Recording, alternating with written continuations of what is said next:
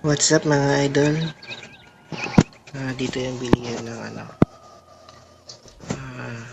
Devil's Eye para pang Devil Square na entry. So gagawa ko ng isa. Tayo sa Chaos Machine. Tapos lalagay mo lang tong mga to. Yan. So 80% plus 10%, malaki yung chance niya.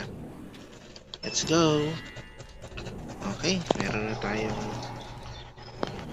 isang entry. Kasi kung bibili ka dito, yan 35. So, tapos bibili ka na lang ng eto, 20. So, makakapit ka ng 15 decent. Yun lang.